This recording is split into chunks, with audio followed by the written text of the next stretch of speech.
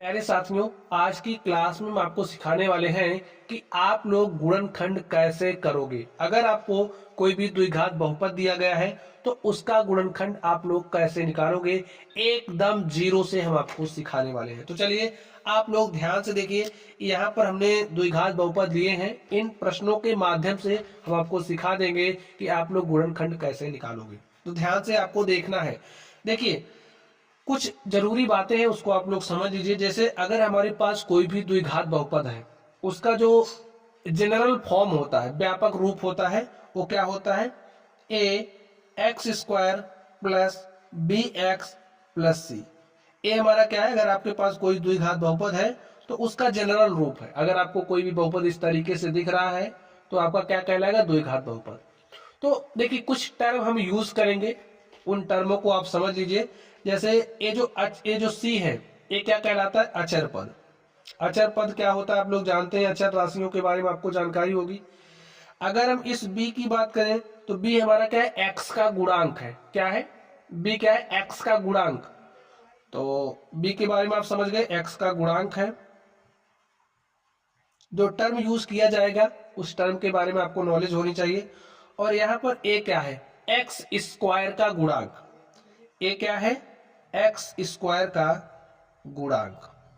इतनी बात आप लोग समझ गए। अब ये जो आपका बहुपद है, इसको आप कुछ इस तरीके से लिखे। देखिए, अगर आपके पास एक्स स्क्वायर यहां पर लिखा है तो अगर हम आपसे पूछे एक्स स्क्वायर का गुणांक क्या है, तो आप लोग एक्स स्क्वायर का गुणांक बताइए।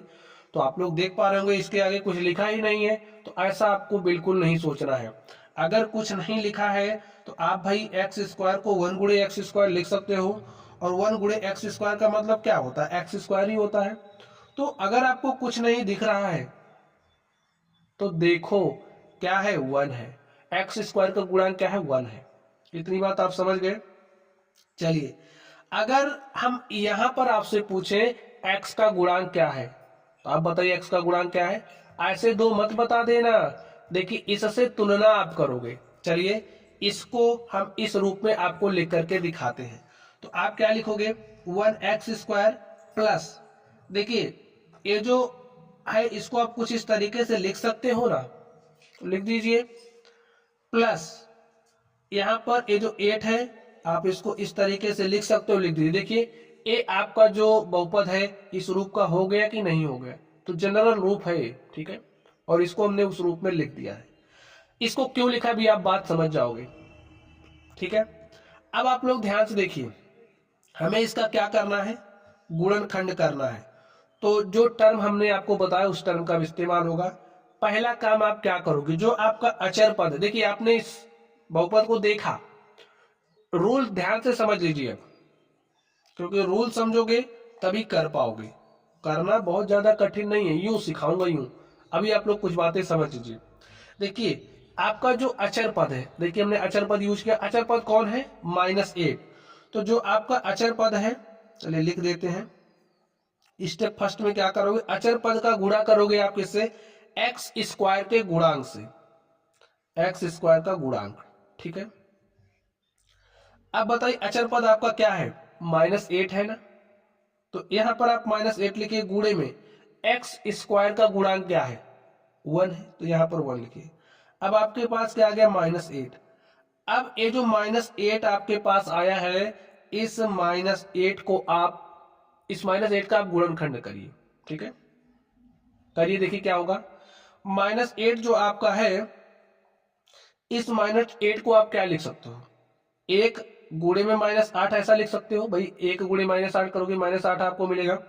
या फिर आप -1 गुणे में 8 लिखोगे, तब भी आपको -8 मिलेगा। या फिर आप क्या कर सकते हो? -4 गुणे 2 करोगे, तब भी आपको -8 मिलेगा। या फिर अगर आप -2 गुणे में 4 करोगे, तब भी आपको -8 मिल रहा है। तो पहला काम, अचर पद का गुणा आप एक्स स्क्वायर के गुणांक से करोगे, तो जो आएगा उसको 2 भाग में बांटना है, ठीक है। कुछ इस तरीके से जैसे हमने बांटा, कर लिया। अब देखिए, आपके पास -8 के 4 गुणनखंड आ गए, लेकिन किसको लेना है कौन बताएगा? यहां पर ये जो संख्या है -2, ए बताएगी। कैसे? आप लोग ध्यान से समझिए। देखिए, अब आप उसी -8 के गुणनखंड को सेलेक्ट करोगे जो जोड़ने या घटाने पर आपको -2 दे। देखिए यहाँ पर -2 है ना, तो जो जोड़ने या घटाने पर आपको क्या दे, -2 दे। तो थर्ड स्टेप में क्या करोगे, उसी गुणनखंड को चुनोगे जो जोड़ने या घटाने पर -2 दे। अब देखिए अगर आप -8 + 1 करोगे तो आपको क्या मिल रहा है, -7। इससे हमारा काम नहीं बनेगा, इससे भी नहीं बनेगा काम। देखिए कहां से बनेगा, -4 × 2 है, हमने कहा जोड़ने या घटाने पर, दोनों में से कोई स्थिति हो सकती है, ठीक है। तो -8 प्लस आप 4 करिए, -4 + 2 करिए। भाई देखिए -4 है और या -2 है, -4 + 2 किया, -4 + 2 कितना मिलेगा आपको, -2। देखिए यहां से हमें -2 मिल रहा है, तो हम यही वाला लेंगे, ठीक है। ये वाला भी हमारा नहीं होगा। क्यों नहीं होगा, देखिए -2 किया आपने, +4 किया, तो +4 -2, यहां पर आपको +2 मिला, लेकिन आपको +2 नहीं, आपको -2 चाहिए। कौन सा गुणनखंड लेना है, कौन बताएगा, ये बताएगा। चलिए तो आप क्या लोगे, -4, और देखिए यहां पर x है तो यहां पर भी x लिख दीजिए, -4x + 2x। -4x + 2x आपको कितना मिलेगा, -2x। भाई प्लस माइनस का जोड़ना घटाना आपको आता ही होगा, पूर्णांकों का जोड़ पूर्णांकों का घटाव। नहीं आता तो वीडियो के डिस्क्रिप्शन बॉक्स में लिंक मिल जाएगा, आप लोग वहां से देख लेना, ठीक है। तो ये जो -2x है, इस -2x के स्थान पर, यहां पर देखिए -2x है ना, इस -2x के स्थान पर आप अब इसको लिखोगे। चौथा स्टेप समझ गए। अब यहां से लिखना शुरू कर दीजिए। देखिए 1x², इसको हमने जनरल फॉर्म में लिखा था, आप यही लिख दो, ठीक। चलिए यही लिखे रहिए, अभी आपको कुछ बातें और समझ में आएंगी। 1x², अब देखिए -2x को आपको हटा देना है और उसके स्थान पर किसको लिखना है, -4x + 2x। तो लिख दीजिए -4x + 2x, ठीक है।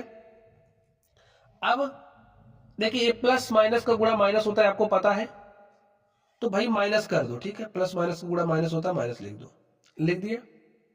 चलिए आगे ध्यान से देखिए, अब कुछ बातें और समझिए आप लोग, तब गुणनखंड आपको आराम से आ जाएगा।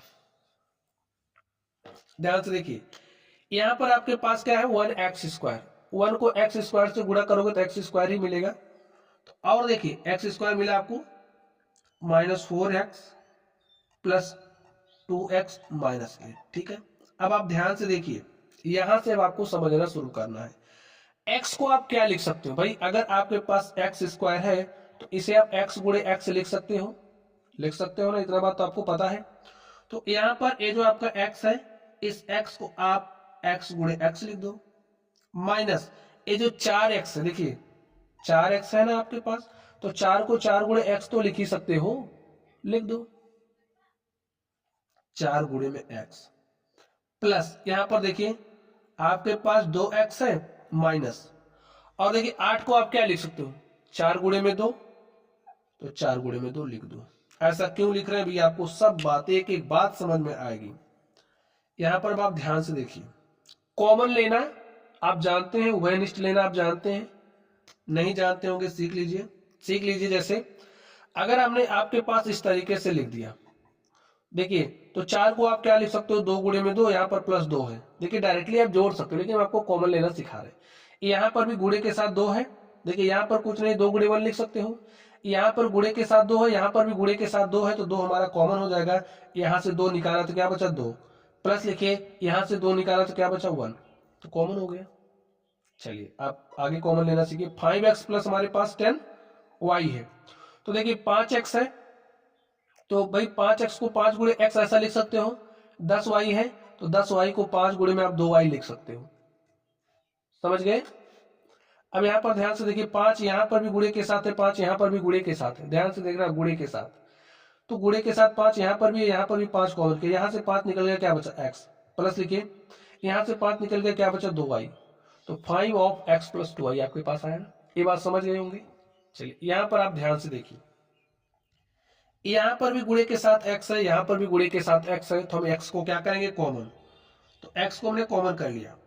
देखिए x यहां पर है, x यहां पर है, तो हमने x निकाल लिया, गुणे के साथ था, निकाल लिया, ब्रैकेट लगाई, क्या बचा, यहां पर x बचा है, माइनस यहां पर है, x निकल गया, तो यहां पर क्या बचा है, 4, प्लस। देखिए अब आपको एक बात का ध्यान रखना है, यहां पर जो आपका ब्रैकेट में आया है वही यहाँ पर भी जो ब्रैकेट बनेगा वो आना चाहिए। इस बात का आपको ध्यान रखना है, ठीक है। अब देखिए यहाँ पर 2x है, यहाँ पर 4 गुणे 2 है। क्या x यहाँ पर है, x यहाँ पर भी है? नहीं है। 2 यहाँ पर है तो 2 यहाँ पर भी है। इसका मतलब क्या कॉमन होगा? 2। तो 2 को आप कॉमन कर लीजिए, हो गया ना कॉमन। तो देखिए 2 यहां से निकला, गुणे के साथ था भाई। 2x को आप 2 गुणे x लिख सकते हो, तो 2 तो निकल गया, बचा क्या? x। यहां पर क्या बचा? माइनस। और देखिए यहां से 2 निकल गया, क्या बचा? 4। अब ध्यान से देखिए, अब आप इतने पूरे में देखो, x गुणे में x माइनस 4 है। यहां पर देखिए 2 गुणे में x माइनस 4 है, x माइनस 4 यहां पर भी गुणे में है, x माइनस 4 आपका यहां पर भी गुणे में है। तो x माइनस 4 क्या हो जाएगा? कॉमन। कॉमन हो गया ना। अब देखिए x माइनस 4 आपने यहां से निकाल लिया, तो बचा क्या? x, यही x बचा है ना, लिख दो। x माइनस 4 आपने यहां से निकाल लिया, तो क्या बचा है? 2, लिख दो। बस देखिए आपका गुणनखंड आ चुका है।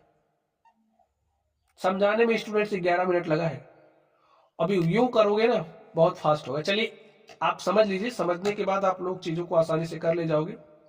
चलिए इस ये समझ गए आप लोग। चलिए जो कुछ नहीं समझे होंगे अभी इस दूसरे वाले सवाल में आप समझ जाएंगे। आप लोग ध्यान से देखिए, समय दोगे तो सारी चीजें सिखा देंगे, छोड़ के भगोगे तो कभी नहीं सीख पाओगे। आगे ध्यान से देखिए, यहां पर आपके पास क्या है? 4x² minus 4x plus 1। अब आप लोग समझ गए ना। यहां से बताइए x² का गुणांक क्या है? 4 है। यहां से बताइए x का गुणांक क्या है? देखिए 4 मत कह देना, x का गुणांक -4 है। क्या है? -4। यहां से देखिए c क्या है? अचर पद आपका क्या है? 1 है ना, प्लस 1 है तो कोई दिक्कत नहीं। तो c का गुणांक, c क्या है हमारा? अचर पद 1 है। चलिए गुणनखंड करने का फर्स्ट स्टेप क्या है? फर्स्ट स्टेप, x² के गुणांक को गुणा करोगे अचर पद से। तो x² का गुणांक क्या है? 4 है। 4 को गुणा करोगे अचर पद से, तो गुणा करिए। 4 गुणे में 1 हो गया, कितना आ गया? 4। अब ये जो 4 आपका आया है, इस 4 के आप गुणनखंड निकालो, ठीक है। चलिए अभी जितने गुणनखंड निकाल पा रहे हो निकालो, 2 ही निकाल, 2 करने, ठीक है, 2 भाग में बांटने। तो आप एक कर सकते हो, एक काम ऐसा कर सकते हो, 1 गुणे 4 प्लस 4 आपको मिल जाएगा। दूसरा काम आप कर सकते हो 4 गुणे में 1, जी हाँ ऐसा भी आप कर सकते हो। अब क्या कर सकते हो? 2 गुणे 2 करोगे तब भी आपको 4 मिलेगा। ये बात समझ रहे हो ना। अब आगे ध्यान से देखिए, और भी गुणन आप खंड आप कर सकते हो, क्योंकि आपको +4 चाहिए। अगर आप -1 गुणे -4 करोगे तब भी आपको 4 मिलेगा, क्योंकि माइनस माइनस का गुणा प्लस होता है और आपको +4 मिल जाएगा। अगर आप -4 गुणे -1 करोगे तब भी आपको 4 मिल रहा है। आगे ध्यान से देखिए, अगर आप -2 गुणे -2 करोगे तब भी आपको 4 मिलेगा। आपके पास इतने सारे गुणनखंड आ गए, आप कौन लोगे? बताइए कौन लोगे? सेकेंड स्टेप में हमने आपसे कहा कि आपको वही गुणनखंड चुनना है जो आपको क्या दे? -4 दे, ठीक है। उसको चुनना जो आपको -4 दे, जोड़ने या घटाने पर, जोड़ने या घटाने पर जो आपको -4 दे। तो आप लोग देखिए, यहां पर जोड़ोगे तो 4 1 5 हो जाएगा, और 4 में से 1 घटा दोगे 3, काम नहीं बनेगा। यहां पर भी वही होगा, 2 2 4 जोड़ने पर तो 4 आ रहा है, लेकिन आपको -4 चाहिए, और घटा दोगे 0 हो जाएगा, इससे भी आपका काम नहीं बनेगा। इसको ध्यान से देखिए, -1 और प्लस -4 करोगे तो आपको यहाँ पर -5 मिलेगा, ठीक है। यहां से भी काम नहीं बनेगा।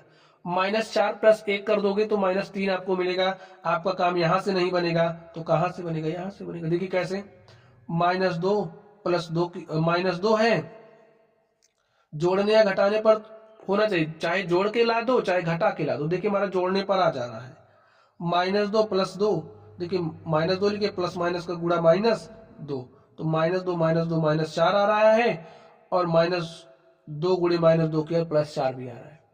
बात समझ गए? चलिए, तो अब यहां पर आपके पास क्या है? x है, तो लिखिए -2x -2x, आपको क्या मिलेगा? -4x। और ये जो -4x है यहां पर आपके पास, इस -4x के स्थान पर आप क्या लिखोगे?